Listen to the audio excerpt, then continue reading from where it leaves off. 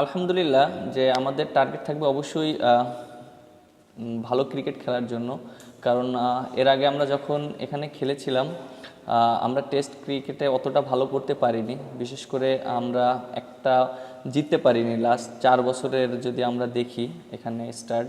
না, অবশ্যই আলহামদুলিল্লাহ খুবই ভালো লাগছে, যেহেতু 50টা টেস্ট খেলবো এবং এটা দেশের জন্য, আমার জন্য অনেক ভালো একটা পাওয়া। এবং আমি মনে করি দেশের জন্য 50টা টেস্ট খেলা এটা অনেক বিরাট অ্যাচিভমেন্ট। সো আশা করি এটা আমার জন্য বড় একটা অ্যাচিভমেন্ট থাকবে এবং সেটা যদি স্মরণীয় করে রাখতে পারি, এটা আরও অ্যাচিভমেন্ট থাকবে। আলহামদুলিল্লাহ, দেখেন যে হ্যাঁ, এনটিকাতে এর আগে আমরা ভালো টেস্ট ক্রিকেট খেলিনি, আমরা খুব বাজেভাবে হেরেছিলাম। বাট এবার আমরা নতুনভাবে এসেছি। আমরা এখানে প্রায় 10 দিনের মতন প্র্যাকটিস করেছি, একটা প্র্যাকটিস ম্যাচ খেলেছি এবং প্লেয়াররাও খুব ভালো প্রিপারেশন নিয়েছে।